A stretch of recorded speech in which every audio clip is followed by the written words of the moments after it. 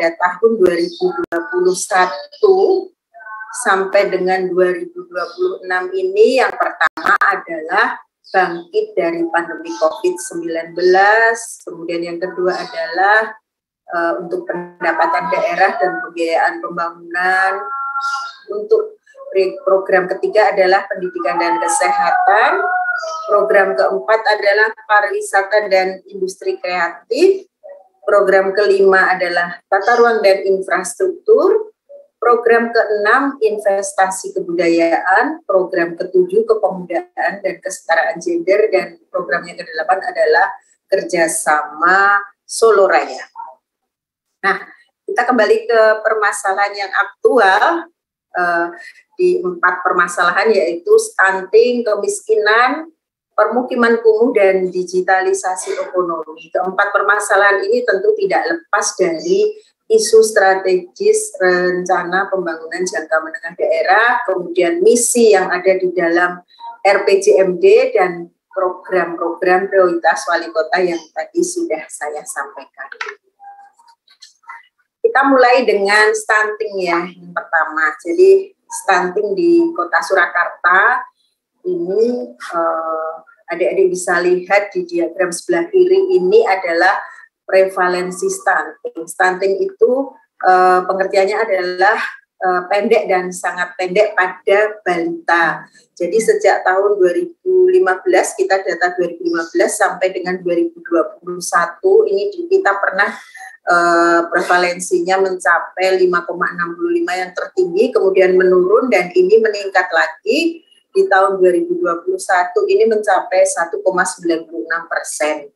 Dan untuk data terakhir di bulan Februari 2020 hasil penimbangan ini dari jumlah balita yang diukur sejumlah 26.458 ini yang masuk dalam kategori jumlah balita status pendek atau sangat pendek ini 494, sehingga prevalensi stuntingnya 1,87%. Nah, ini tentu tidak lepas dari mengapa bisa terjadi stunting. Jadi ini ada 5 risiko stunting yang mengakibatkan stunting. Ada indikatornya, ada 5. Yang pertama yaitu prevalensi anemi pada ibu hamil, kemudian prevalensi ibu hamil kekurangan energi kronis, kemudian bayi dengan berat lahir rendah, kemudian prevalensi gizi buruk pada balita, dan prevalensi gizi kurang pada anak balita. Nah, tentu saja indikator-indikator ini penyebabnya bermacam-macam. Bisa jadi karena ketidaktahuan pengetahuan tentang gizi dari orang tua, ataupun ketidakpedulian orang tua terhadap gizi yang diberikan kepada anak-anak, terutama anak-anak balita. Nah, untuk kondisi lokus stunting pada tahun 2022 ini ditemukan ada 9 kelurahan dengan prevalensi yang cukup tinggi, di mana sebagian besar ini ada 5 lokasi kelurahan yang masuk di kawasan kumuh dan 4 kelurahan yang masuk di dalam kantong kemiskinan. Dengan prevalensi tertinggi ada di Kelurahan Kestalan, di mana di sana ada di kawasan kumuh tapi bukan kantong kemiskinan. Kemudian di antara angka-angka ini yang paling rendah adalah di Mojosongo, itu pun masih mencapai di Pucang Sawit 5,10%. Mengenai tantangan dan peluangnya ya, jadi kalau tantangannya mungkin yang ada 7, jadi ini ketercakupan balita yang diukur dan ditimbang ini memang belum 100% karena belum maksimalnya partisipasi masyarakat dan pemberi layanan, apalagi pada masa pandemi kemarin karena tidak boleh bertemu muka sehingga memang sebagian kader yang melakukan penimbangan ini harus melakukan jemput bola. Kemudian yang kedua, belum adanya data ibu hamil dan balita yang valid, update, dan lengkap. Memang kita memang ini ya agak kesulitan dengan data karena biasanya data ini kan sekarang modelnya dilaporkan melalui aplikasi, sementara kader yang ada di Posyandu sebagian juga mungkin gaptek ya, jadi sehingga update-nya kadang terlambat juga. Kemudian yang ketiga, masih kurangnya kualitas dan kuantitas sumber daya manusia kader pendamping tadi seperti yang saya sampaikan. Mungkin gaptek sehingga update-nya kadang terlambat seperti itu. Kemudian yang keempat adalah belum terinventarisasinya jumlah dan mutu sarana prasarana di lapangan. Jadi sarana prasarana yang ada di lapangan ini tidak sesuai standar sehingga akan berpengaruh pada hasil pengukuran. Sebagai contohnya adalah timbangan yang digunakan. Ini karena setiap posyandu punya timbangan sendiri-sendiri. Kadang-kadang timbangannya pakai timbangan yang dipakai untuk menimbang beras seperti itu. Mungkin di beberapa posyandu masih menggunakan timbangan seperti itu sehingga mungkin tidak sampai ke ukuran terkecil sampai ke gram, hanya kira-kira sekian kilo seperti itu. Kemudian tantangan kelima adalah belum adanya program unggulan untuk mengatasi stunting yang sesuai dengan kondisi sosial masyarakat di Kota Surakarta. Dan keenam, belum adanya monitoring dan evaluasi efektivitas dari program-program yang sudah ada. Dan tantangan ketujuh adalah keluarga risiko stunting non-KTP Surakarta tidak bisa diintervensi secara maksimal. Karena ini biasanya boro ya, jadi kerja di Kota Surakarta, KTP-nya tapi bukan Kota Surakarta. Sedangkan untuk peluang sendiri untuk meningkatkan, mengurangi stunting ini ada 4. Tersedianya kelompok atau tim di tingkat kelurahan maupun kota yang bisa membantu kegiatan penanggulangan stunting. Jadi ada PKK, kemudian ada TKPK, TPKK ya ini yang mungkin maksudnya, tim pendamping keluarga, Karang Taruna dan yang lain. Kemudian yang kedua adalah tersedianya program kegiatan OPD yang bisa diarahkan di dalam penanggulangan stunting. Yang ketiga, adanya lembaga non-pemerintah yang bisa berkolaborasi. Jadi kami bekerja sama dengan beberapa LSM seperti Kotaku dan lain-lain. Kemudian adanya dana yang dikelola masyarakat yang bisa dimanfaatkan untuk mempercepat penanggulangan stunting. Dana ini sumbernya dari dana pembangunan kelurahan, dari CSR dan lain sebagainya. Selanjutnya, terkait dengan rencana pendukung 8 aksi integrasi intervensi untuk penurunan stunting. Jadi 8 aksi integrasi itu apa saja? Itu adalah analisis situasi, kemudian rencana kegiatan, rembuk stunting, kemudian peraturan kewenangan yang ada di kelurahan, pembinaan kader pembangunan masyarakat, kemudian manajemen data, pengukuran dan publikasi stunting, dan review kinerja tahunan. Dari 8 aksi integrasi ini dibuatkan rencana pendukung menjadi 3 bagian besar. Yang pertama adalah membangun data berbasis masyarakat sebagai dasar rencana aksi. Jadi ini yang penting adalah membangun data, kemudian melaksanakan rencana aksi penanggulangan stunting, dan tentunya yang terakhir adalah review dan monitoring evaluasi terhadap konvergensi aksi penanggulangan stunting. Untuk rencana pendukung ini pelaksananya tentu saja ada di kelompok masing-masing. Kalau untuk pembangunan data berbasis masyarakat tentu di kader pendamping, kemudian di TPKK, kemudian dari PKK, kemudian untuk pelaksana ini ada di Bapeda, kemudian OPD terkait, jadi mungkin Dinas Kesehatan, Dinas DP3AP2KB, kemudian Dinas Pendidikan, dan lain sebagainya. Kemudian ada lembaga terkait, akademisi maupun dari masyarakat. Sedangkan untuk pelaksana review dan monef, ini ada di Bapeda dan OPD yang terkait.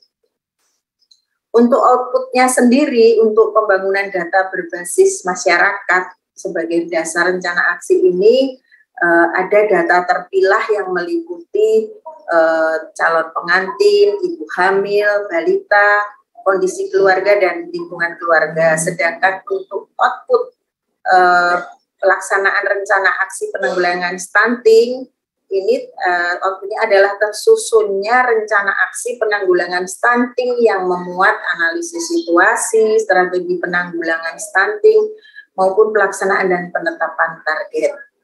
Sedangkan untuk review dan monef, ini outputnya adalah hasil pelaksanaan aksi, kemudian evaluasi pelaksanaan aksi, dan review konvergensi berdasarkan hasil monef. Dan selanjutnya untuk kebijakan ini ada, selain kita mengacu pada RKPD Kota Surakarta, ini juga ada peraturan-peraturan pendukung, sudah ada perwali, surat edaran, dan sebagainya. Kemudian terkait inovasi di wilayah yang bisa dilaksanakan yang bermaksud supaya terjadi penurunan stunting, ini ada di 7 kelurahan. Jadi ini seperti tercantum di layar ya, ini untuk Kelurahan Pajang ini ada inovasi laku bareng sanitarian dan gizi yang disingkat menjadi Mbak Stasi, kemudian ada Tongzi atau kantong gizi. Untuk di Kelurahan Jayengan, ini ada kelompok pendampingan balita dengan masalah gizi, ini juga ada di Kelurahan Keratonan, kemudian pemberian makanan tambahan, pangan lokal atau bahan makanan kering, seperti biskuit. Kemudian di Gajahan ada inovasi Serawung Ketawa, di Mojosongo ada Baby Cafe Bintangku dan Sirami Gizi dan Tim Emas. Kemudian di Pucang Sawit ada Seceting Nasi Kebuli. Jadi ini singkatan dari Semangat Cegah Stunting dengan ASI di kelompok ibu hamil dan menyusui. Kemudian di Kelurahan Sangkrah ada Grebek Stunting. Jadi kalau tadi di permainan tadi ada Grebek Sudiro Prajan itu ya, kalau di sini ada Grebek Stunting. Ini tim gerak bersama lintas sektor cegah stunting. Kemudian ada Cedeng Abang Ijah cegah stunting dengan ASI eksklusif, gizi seimbang, imunisasi dasar lengkap, kepemilikan jamban, dan akses air bersih. Kemudian di Kelurahan Gilingan ini ada gerakan Pak Darsi, Bapak Sadar Gizi. Dan ada Germas Duduli Ceting, gerakan masyarakat dukung dan peduli cegah stunting. Nah, itu yang dari aspek stunting yang bisa saya sampaikan. Untuk selanjutnya ini untuk aspek kemiskinan. Jadi aspek kemiskinan ini indikatornya ada 4, bahwa yang pertama ini pertumbuhan ekonomi. Nah, ini pada tahun 2019 dan 20 ini memang di masa pandemi, ini memang targetnya meluncur beras jauh di bawah, kemudian di tahun 2021 ini mulai naik lagi. Kemudian untuk tingkat pengangguran terbuka, ini memang untuk realisasi di Jawa Tengah, ini memang masih di bawah realisasi nasional. Kemudian untuk angka kemiskinan, ini Kota Surakarta ini memang tingkat kemiskinan cukup tinggi, angkanya mencapai 10,14, tapi masih di bawah target, tapi masih tinggi ya. Sedangkan untuk indeks pembangunan manusia kita sudah mencapai 72,29. Sedangkan untuk garis kemiskinan sendiri, ini mencerminkan nilai rupiah pengeluaran minimum yang diperlukan seseorang untuk memenuhi kebutuhan pokok hidupnya selama sebulan, baik kebutuhan makanan maupun non-makanan. Pada tahun 2021, garis kemiskinan Kota Surakarta adalah 511.216 rupiah dengan penduduk miskin sejumlah 48,9 ribu jiwa atau 9,4% dari jumlah penduduk total. Sedangkan untuk pengeluaran rata-rata masyarakat Kota Surakarta per kapita selama sebulan sekitar Rp1.707.930 dan upah minimum regionalnya sebesar Rp2.035.720,17. Nah, bagaimana langkah dan kebijakan penanggulangan kemiskinan? Pemerintah kota membentuk tim koordinasi penanggulangan kemiskinan di daerah dari tingkat kecamatan sampai ke kelurahan, di mana ini merupakan penyusunan rencana penanggulangan kemiskinan daerah dan rencana aksi.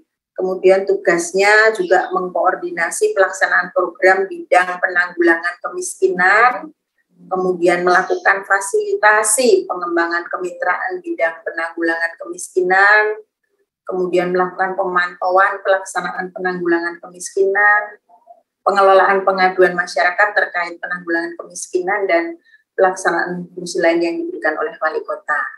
Kemudian untuk tim koordinasi penanggulangan kemiskinan yang ada di kelurahan, ini merupakan kepanjangan tangan dari TKPKD yang fokus kerjanya ada di lingkungan kelurahan dengan mensinergikan kelurahan dan lembaga kemasyarakatan yang ada di kelurahan.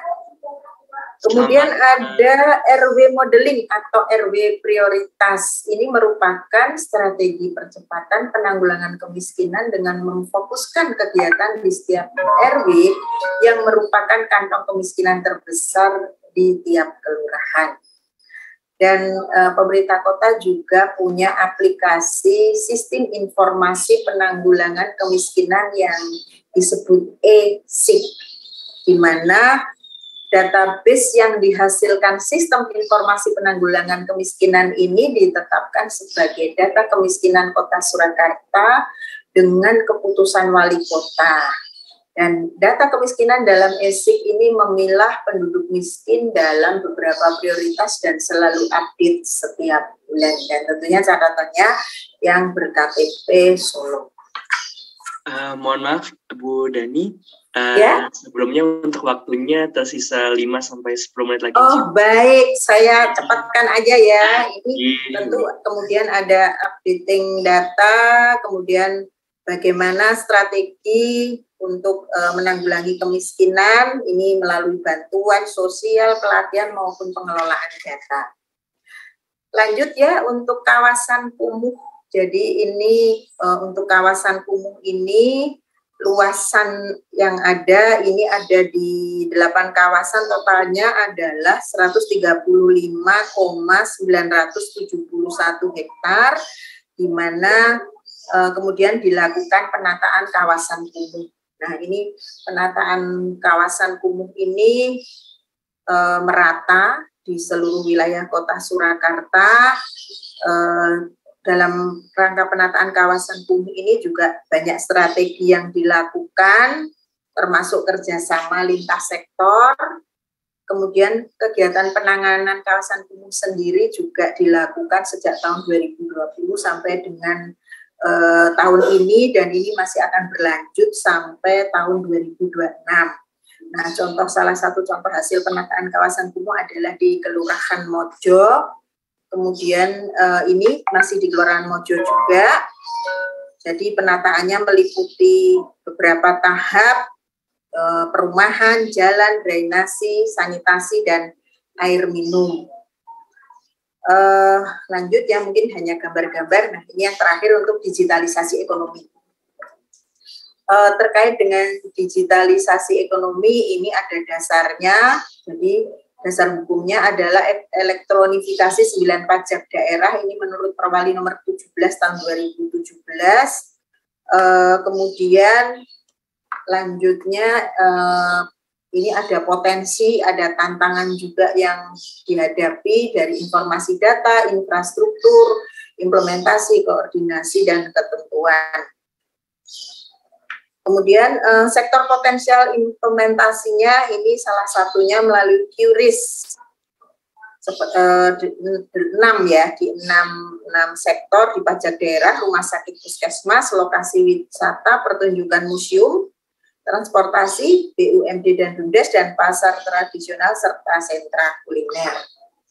Digitalisasi ekonomi ini di bidang UMKM merupakan salah satu upaya untuk mendigitalkan pemasaran produk UMKM oleh pelaku usaha dengan 6 prinsip, yaitu menghemat biaya pemasaran untuk meningkatkan pendapatan, kemudian memberikan kesempatan bersaing dengan bisnis berskala besar, kemudian jangkauan pemasaran yang lebih luas, memudahkan pelaku UMKM untuk melayani konsumen secara real time dan mempermudah transaksi.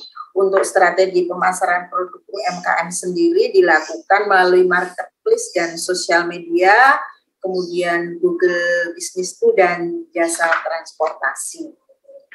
Kemudian ada digitalisasi pasar tradisional, saat ini sudah 15 dari 44 pasar di kota Surakarta yang sudah menerapkan sistem transaksi digital melalui Quick Response Kode Indonesian Standard atau yang dikenal dengan nama QRIS. Kemudian ada kampus UMKM, ini untuk pengembangan kapasitas kualitas produksi supaya pelaku UMKM bisa menjadi lebih terarah ke pasar ekspor. Dan kemudian pemerintah juga menyediakan IKM Center Semanggi Harmoni yang ada di Kelurahan Mojo atau Semanggi ya, di selatan itu sebagai showroom produk kreatif, ruang workshop, dan bintek-bintek penciptaan desain maupun produk baru sampai dengan untuk komparasi.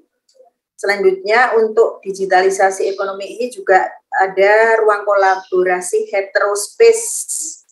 Kemudian ada gelar produk UKM dan temu investor, dan ada lagi Creative Hub Solo Technopark di Solo Technopark, pengembangan ekosistem herbal maupun pengembangan ekosistem kendaraan listrik berbasis baterai yang bekerja sama dengan PT Wika Industri. Demikian yang bisa saya sampaikan. Mohon maaf bila ada kekurangan. Assalamualaikum warahmatullahi wabarakatuh. Waalaikumsalam warahmatullahi wabarakatuh. Terima kasih banyak Bu Dani untuk pemaparan yang luar biasa mengenai bahwa kemudian memang permasalahan ini mengenai stunting, kemiskinan, digitalisasi ekonomi dan juga kawasan kumuh, Kota Surakarta telah berupaya sebaik mungkin untuk memberikan solusi-solusi untuk menyelesaikan permasalahan tersebut. Nah, Ibu Dani, sebelum kemudian kita mengakhiri sesi ini, mungkin ada sedikit nih yang ingin saya sampaikan. Kalau dari Ibu Dani sendiri, ada nggak pesan nih untuk pemuda dan juga pemudi Kota Surakarta yang hadir di forum ini, bagaimana kemudian mereka bisa ikut berkontribusi untuk menyelesaikan permasalahan yang tadi kita sempat diskusikan?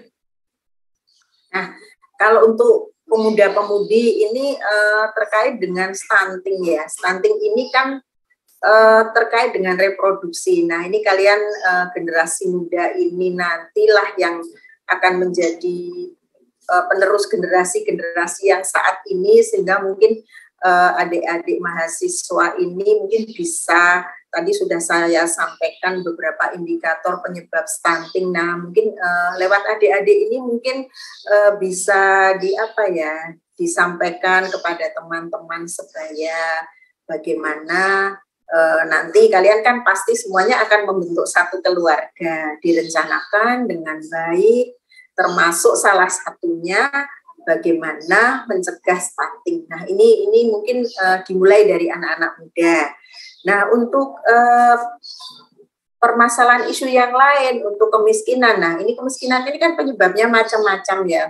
Justru karena kalian semua ini saat ini sedang menjalani pendidikan. Nah, ini juga termasuk pendidikan yang tinggi. Kalian juga harus menjadi anak-anak yang cerdas, bagaimana supaya kemiskinan ini menjadi menurun.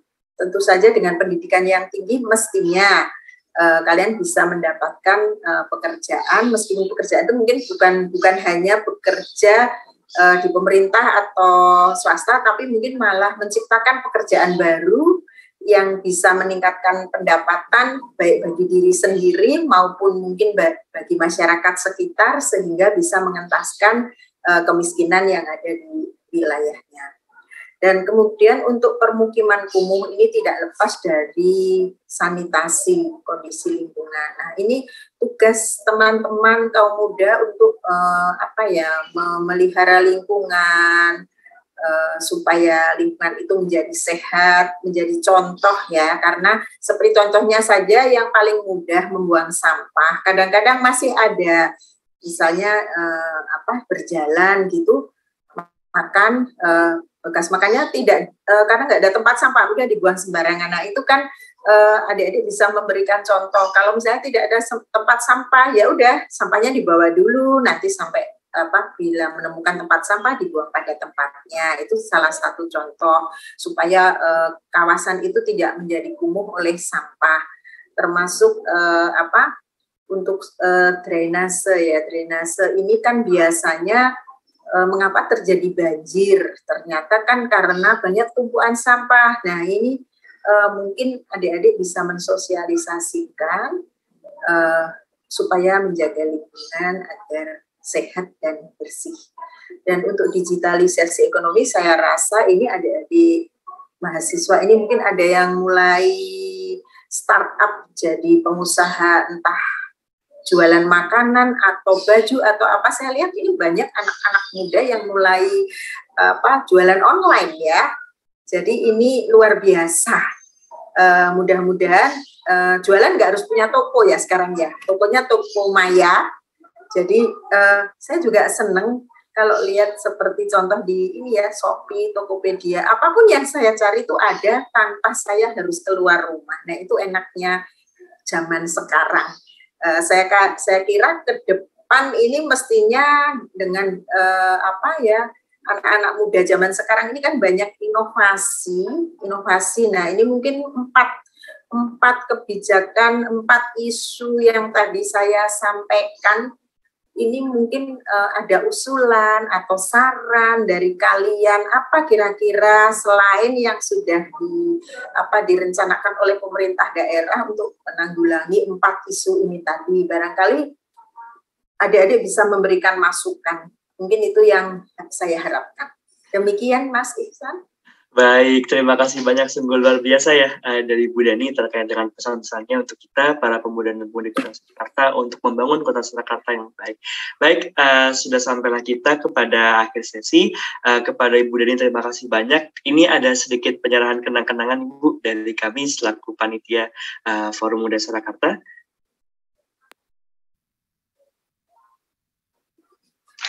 Oke, baik. Sekalian ini kami akan mengambil dokumentasi bersama dengan Ibu Dani. Teman-teman bisa menyalakan kamera terlebih dahulu untuk melakukan sesi dokumentasi. Baik, bisa dibantu ya untuk teman-teman operator untuk melakukan dokumentasi. Oke, baik. Cukup, terima kasih banyak untuk teman-teman operator dan juga saya mengucapkan terima kasih banyak yang sebesar-besarnya untuk Ibu Dani yang sudah berbagi dengan banyak sekali bersama kita sehari-hari ini. Sehat selalu, Bu Dani, untuk segala kegiatannya dan juga sukses selalu untuk kawan-kawan Bapeda Surakarta. Terima kasih banyak Ibu. Oke. Teman-teman, telah selesai untuk sesi pemerintah pada siang hari ini. Sungguh banyak materi yang telah disampaikan oleh Ibu Dani dan juga pesannya untuk kita para pemuda dan juga pemudi Surakarta. Baik, saya sebagai moderator Farhan Ihsan Muhammad mohon undur diri. Mohon maaf apabila ada banyak kekurangan dalam saya menyampaikan dan juga memandu moderator pada sesi pemerintah. Pesan sedikit dari saya bahwa kemudian teman-teman semua yang ada di forum ini manfaatkanlah forum ini dengan sebaik mungkin dan munculkanlah pemikiran-pemikiran untuk membangun dan bersinergi dengan stakeholder di Surakarta untuk membangun Surakarta yang baik. Terima kasih. Untuk acara sepenuhnya saya kembalikan kepada Master of Ceremony. Terima kasih. Selamat sore teman-teman semuanya. Sehat selalu. Assalamualaikum warahmatullahi wabarakatuh. Shalom, Om Santi Santi, Om Namo Buddhaya, Salam Kebajikan. Terima kasih banyak teman-teman semua. Baik, terima kasih kepada moderator dan juga speaker untuk sesi pemerintah kali ini, di mana tadi sudah kita dengarkan bersama mengenai pemaparan materi dari pemerintah tentang empat isu secara umum yang meliputi stunting, pemukiman kumuh, kemiskinan, dan juga digitalisasi ekonomi. Setelah ini teman-teman, kita akan bersama-sama mengikuti sesi ruang isu, di mana di sesi ruang isu ini nanti kita akan berdiskusi bersama para ahli.